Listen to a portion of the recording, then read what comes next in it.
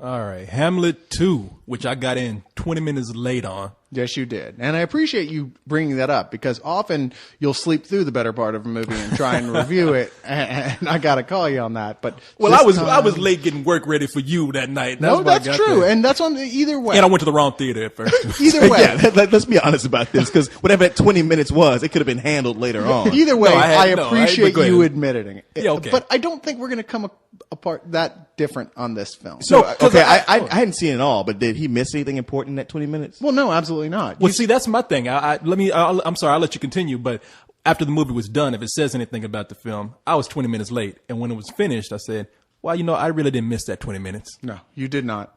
This is, it's a spoof, essentially, and don't get confused by spoof. I'm not talking about fucking Meet the Spartans. Okay.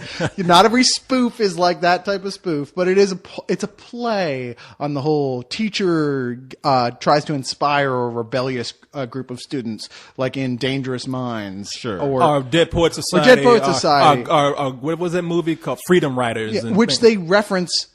In case you weren't aware of that, they spell it out for you during the film several times. They actually go, oh, you've seen that movie, Dangerous Minds, right? They literally say that in case you couldn't figure that out for yourself. This is a vehicle for Steve Coogan, who is a very popular English comedian for reasons that are completely beyond me at this point. Oh, well, he does the Alan Partridge show, or at least he used to. I saw an episode or two of at the behest of several video clerks who insisted to me that this was genius. And Steve Coogan was recently the director in Tropic Thunder, in case you didn't. He was. For those 20 seconds or so that he was in that film. He was very good. Yeah. Well, Steve Coogan, to me, like, he works best when he's playing off other people. Yeah. So this is a movie where he's like the headliner. He's the star. Much like Tom Cruise, he's better as a very small supporting role. So in this movie, he plays. Now this is what I get from the last 30 minutes. I mean, an hour that I saw. He's a teacher who apparently at one time was an aspiring actor, but he was shitty. Yeah, he was a terrible actor. He was a terrible whatever he tried to do. And so he's gone on to do what happens. They say those who can't do teach. And this is what he's doing at a local high school. And even then he's doing it badly. He's doing the beginning of it. He's putting on a production with the only 2 drama students in his school, a live version of Erin Brockovich, right? Because they're going to turn out in droves to see that, right? He's terrible. He can't even draw from real material.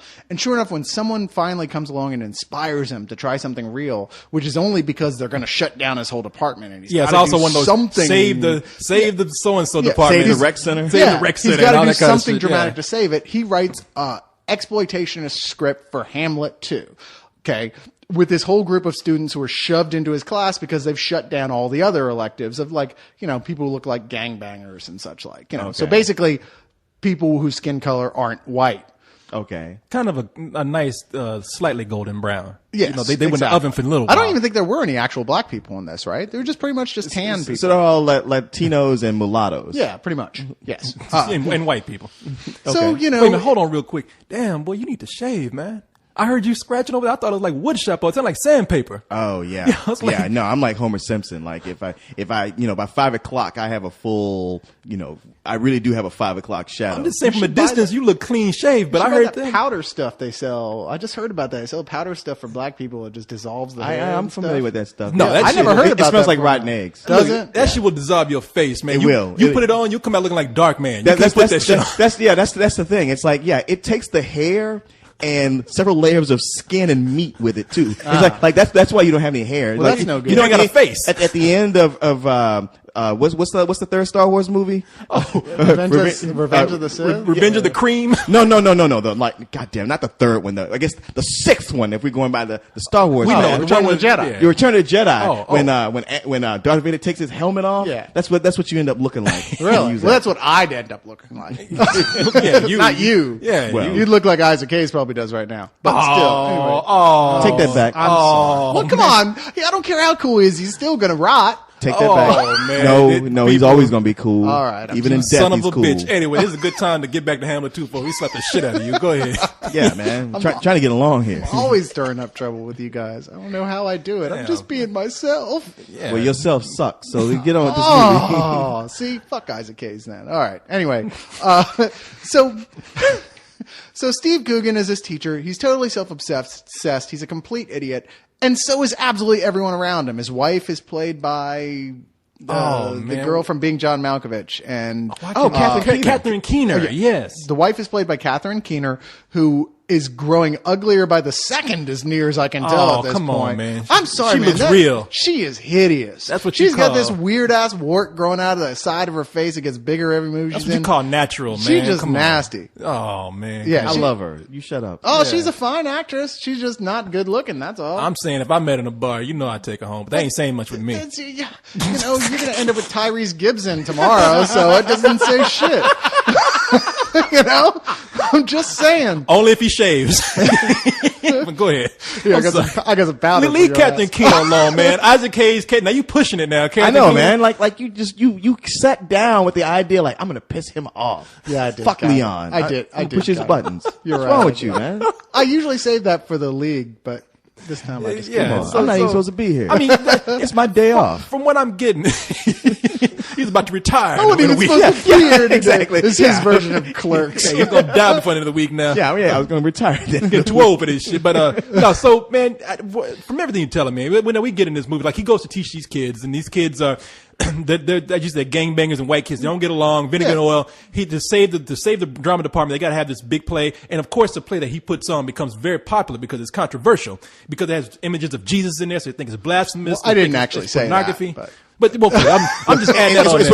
It's what you would have said if you weren't bullshitting around. That's true. That's true. If I wasn't talking about blackface powder, that's true. Hey, that was my fault. Now, there's a mildly amusing appearance by Amy Poehler, who's usually increases the quality of anything she's in just by being in it. But even so, they put her in the ads like she's a main character in the movie, and she's in this for like 5 minutes. Are tops. you serious? Yeah, she's barely in this film at all. And the whole thing is like, it's leading up to this big production at the end, and I'll hand it to you, the production itself, what little we see of it, of this musical about Hamlet coming back in time with the help of Jesus Christ, sexy Jesus Christ, as the big song in the movie, "Rock Me, Sexy Jesus," that they're barraging us with swag about.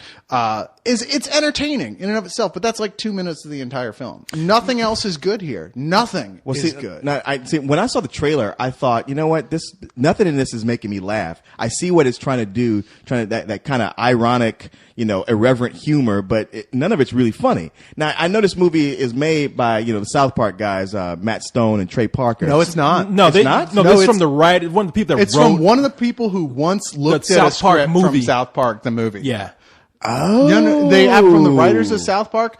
Technically true. And they even say that from the writers of South Park, the movie. No, it was like a janitor who apparently spilled some shit on the script at one point and put white out in the wrong area, so they had to give him credit as a writer, or at least as near as I can tell. Man, that's some genius marketing there, because they had me fooled. Oh, and they do it like whole screen credit with sound effect and everything, and the ads like whoosh, from the makers of South Park. No, it's not. Yeah, and that whole thing you're talking about, where they actually market things and make it look like it's going to be bigger in the movie. The thing that's in there with Elizabeth Shue, poor Elizabeth Shue, I thought this was going to be the return. Me too. The return of Elizabeth Shue. Because we love Elizabeth Shue. And it's not. I mean, she's in the movie. She's not used well at all. I mean, so this is like in the Love Guru, when they always keep going Mariska Hargitay, and then she actually that shows appearance up. was more clever in what they do with Elizabeth Except Shue in I this have movie. no idea who that is. But Elizabeth Shue was in Adventures in Babysitting, and she rocks. Yeah, no, she in this love movie. her. I mean, now you hated it, but I have to say, the way it's passed off, and because first of all, they say big winner at Sundance, and then it looks like this independent movie that kind of got big because it was just that clever.